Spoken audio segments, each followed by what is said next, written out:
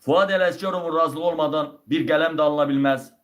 Pulun 90%'ni Fuad Ələsgərov, 80-90%'ni mənimsəyir. Asan xidmət mərkəzləri ilə yanaşı bir qurum da yaranıbdır. Təzə bir qurum yaranıbdır. Abad, A-B-A-D, Abad.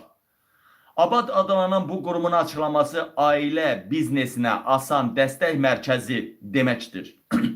Bu mərkəzlər fərdi sahibkarlığın inkişafına dəstək vermək üçündür. Bu quruma rəhbərliyi Elçin adlı bir şəxs etsə də, Fuad Ələsgərov oraya öz qızı, baxın ha, Abad deyilən bir qurum açılıbdır.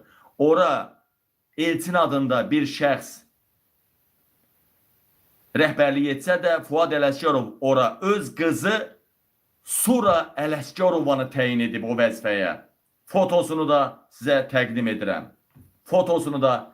təqdim edirəm.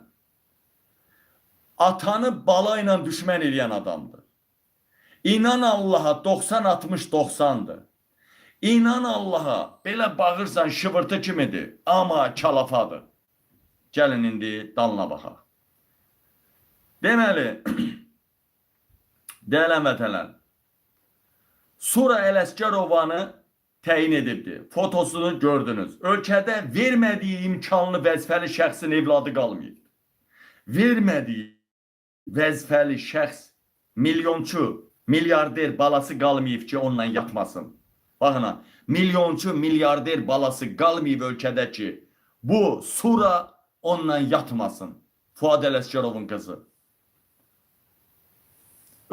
Deməli, Bakıdakı barların əksəriyyəti, bar rəhbər, əksəriyyəti onu tanıyır.